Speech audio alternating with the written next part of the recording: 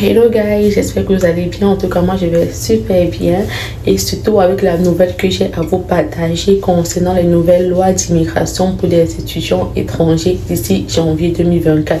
Je sais que je suis un peu en retard. Récemment, j'ai eu beaucoup de trucs que je devais gérer en priorité, mais j'espère qu'il n'est pas trop tard quand même pour vous partager la nouvelle que j'ai à vous partager. Alors restez scotchés et on va débattre sur ce sujet. Alors nous voilà concernant le sujet de notre vidéo. Déjà avant de commencer le sujet principal, j'aimerais vous donner un petit conseil. Si vous êtes en Afrique et que vous voulez immigrer au Canada et que vous avez déjà un diplôme au moins comme la licence et vous voulez immigrer au Canada en tant qu'étudiant, pour ma part vraiment, je vous conseillerais largement d'immigrer plutôt en tant que résident permanent. Récemment, les demandes de résidence permanente quand tu es en Afrique passent tellement vite que je pense que ça sera plus bénéfique pour vous et aussi plus économique pour vous d'immigrer directement en tant que résident. Donc là, vous pouvez continuer vos études à petit prix et aussi même travailler si vous voulez. Parce que si vous immigrez ici en tant qu'étudiant avec le diplôme que vous avez peut-être au Sénégal ou bien en Côte d'Ivoire, ça va être plus coûteux pour vous déjà les frais de traitement de dossier et sans compter les frais de scolarité qui sont devenus extrêmement chers. Donc pour moi vraiment, si j'ai un conseil à donner à une personne qui a un niveau bac et qui a un niveau au moins licence, c'est d'immigrer au Canada directement en tant que résident permanent, parce que récemment ça va tellement vite. Par exemple, j'ai vu des gens que leur demande de résidence permanente en Afrique a duré juste 10 mois ou bien même 8 mois. Donc, imaginez que vous pouvez avoir votre résidence permanente étant en Afrique en 10 mois, que de venir ici et faire encore tout un cursus scolaire pour après encore déposer pour la résidence. Si je m'explique pourquoi je dis que c'est mieux d'immigrer au Canada en 2024 en tant que résident que en tant qu'étudiant, parce que selon les nouvelles réformes, de ce que moi j'ai pu comprendre de ma propre analyse, le Canada a besoin des travailleurs. Le Canada est en forte demande de main d'œuvre. Alors c'est pourquoi ils font tout pour faciliter les demandes de résidence permanente et ainsi que les permis de travail, parce qu'ils savent que cela peut combler leur manque en main d'œuvre. Alors c'est pourquoi je conseille à tous mes frères africains que si tu as ta licence et que tu es immigré au Canada en 2024, vraiment, regarde d'abord du côté de la résidence permanente. Si maintenant ça ne marche pas comme tu veux, va maintenant dans le permis d'études. Mais vraiment, mise d'abord sur ta résidence permanente parce que c'est autant bénéfique pour toi que pour le gouvernement du Canada. Donc, si je ne sais pas si je me suis bien expliqué, mais on se fera une vidéo dessus plus détaillée. Alors revenons-en au sujet principal de notre vidéo. Récemment, il y a eu tellement de nouvelles sur l'immigration au Canada, plus précisément au Québec. Il y a eu tellement de changements, il y a eu tellement de nouvelles réformes. Il y a certains qui nous ont vraiment déçus, mais il y a d'autres qu'on a vu que oui, c'est un mal nécessaire. Déjà, avant, il était impossible pour l'étudiant étranger de travailler plus de 20 heures par semaine au Québec. Donc, ton temps, donc, tu peux travailler juste 20 heures, pas plus que ça. Puis après, ils ont dit que bon, maintenant tu peux travailler plus de 20 heures. Tu peux même travailler 40 heures si tu veux, mais pourvu que ton objectif principal soit toujours tes études. Donc, travaille même 50 heures si tu veux. Nous, on ne gère pas ça. Mais focus-toi toujours sur tes études. Puis après encore, ils ont encore tout changé. Ils ont dit que d'ici janvier 2024, les étudiants ne pourront plus travailler plus de 20 heures par semaine. Les gens étaient tellement déçus parce que ils avaient déjà commencé un train de vie. Donc, comment on dit donc, ils avaient déjà commencé un train de vie de pouvoir travailler légalement plus de 20 heures par semaine. Et je pense que certains aussi avaient misé sur leur emploi pour pouvoir aider leurs parents dans leur scolarité, pour pouvoir gérer leur facture et tout. Donc juste pour vous mettre dans le contexte, pour me répéter encore dessus, d'ici janvier 2024, les étudiants étrangers n'auront plus le droit de travailler plus de 20 heures par semaine.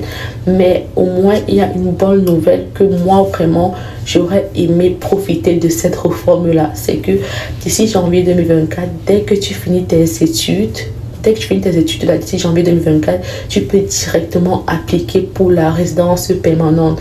Moi, malheureusement, j'ai été malchanceuse parce que quand moi, je suis arrivée au Canada pour mes études, il venait de mettre la loi comme quoi après tes études, tu dois avoir l'expérience de travail québécois pour pouvoir de 1 an pour pouvoir appliquer pour la résidence permanente. Pourtant, avant, quand tu finissais tes études directement, tu postulais pour la résidence. Mais dès que je suis venue, ils ont mis la loi comme quoi il faut de l'expérience pour pouvoir postuler pour la résidence permanente. Mais maintenant que j'ai fini mes études, ils ont maintenant dit que tu n'as plus besoin de l'expérience de travail pour postuler pour la résidence. Donc pour moi, vraiment, je ne sais pas si vous savez, mais vraiment, c'est un gros soulagement. Moi, je suis plus aux études, mais j'imagine le soulagement de certains qui savent de quoi je parle. Imaginez-vous seulement qu'il y a certains qui finissent les études et galèrent pour trouver un emploi. Ils sont là, ils stressent parce qu'ils veulent trouver un emploi, avoir l'expérience de 1 an pour pouvoir au moins déposer pour la résidence. Mais savoir que maintenant, dès que tu finis tes études là-dedans, dès que tu as ton relevé de notes là directement, tu appliques pour la résidence permanente. Pour moi, vraiment, c'est un bien de fou. Je ne sais pas pour vous, mais pour moi, c'est une trop bonne nouvelle. Je ne vais pas profiter de cette réforme, certes, parce que je suis déjà résidence par la grâce de Dieu. Mais pour les nouveaux, vraiment, je peux vous dire que c'est une très bonne nouvelle. Mais attention, maintenant, il y a des conditions à remplir. Et je vais vous faire part de ces conditions tout de suite. Alors là, on va parler des conditions requises pour être admissible à la nouvelle réforme du programme PEC. Alors, si je me répète bien, le programme PEC, c'est la nouvelle réforme, c'est celle-là qui te permettra, après tes études, de directement demander la résidence permanente. Donc, tu n'auras plus besoin de travailler 1 an ou bien 18 mois, dépendamment du diplôme que tu as pris, pour pouvoir demander la résidence permanente. Alors, les diplômes qui sont admissibles à la nouvelle réforme du programme PEC, il y a le doctorat, il y a la maîtrise MBA, il y a le 2C qui est un diplôme d'études collégiales, il y a le 2EP qui est un diplôme d'études professionnelles et ensuite il y a les baccalauréats. Et on se met d'accord que quand je parle de 2EP qui est un diplôme d'études professionnelles, il faudrait que ça soit un 2EP de 1800 heures parce que le minimum pour être admissible au programme PEC, c'est un minimum de 1800 heures. Alors, c'est la raison pour laquelle le AEC et ainsi que les certifications ne font pas partie des conditions d'admissibilité. Parce qu'on se met d'accord que ce ne sont pas des programmes de 1800 heures malheureusement. Alors, je vous conseille que si vous faites ces programmes-là que j'ai énumérés tantôt, qui ne font pas partie, le AEC ou bien des certifications, vous ne pourriez pas demander la résidence permanente après vos études. Alors, si vous pouvez encore changer dès maintenant, je vous conseillerais vraiment de changer le plus tôt possible pour pouvoir être admissible à cette nouvelle réforme-là. Là, j'ai parlé des conditions en ce qui concernait les diplômes parce que on s'entend que je parlais des étudiants. Alors, c'est pourquoi j'ai trouvé juste de commencer d'abord par les diplômes qui sont admissibles. Maintenant, on va partir dans les autres conditions. Les autres conditions sont avoir l'intention de rester au Canada après vos études. Parce qu'on se met d'accord que vous ne pouvez pas demander la résidence permanente pour aller rester dans un autre pays. Donc, c'est quand même un peu logique d'avoir l'intention de rester ici pour pouvoir demander la résidence permanente. Ensuite, l'autre condition est d'être légal au Canada. Donc, vous devez être légal sur vos papiers. Et je pense que si tu parviens à étudier ici en tant qu'étudiant étranger, c'est parce que tu es légal. Puis l'autre condition, c'est être autonome financièrement. Donc, vous devez prouver que vous ne serez pas une charge pour eux, mais que vous allez plutôt vous allez participer aussi à l'économie du pays, donc à l'évolution de l'économie du pays. Ensuite, d'autres conditions est d'être resté au Canada pendant plus de la moitié de votre cursus scolaire. Parce que si vous êtes resté à l'extérieur du Canada, on se met d'accord que vous ne pourrez malheureusement pas demander la résidence permanente. Donc, il faudrait être resté au Canada pendant plus de la moitié de votre cursus scolaire.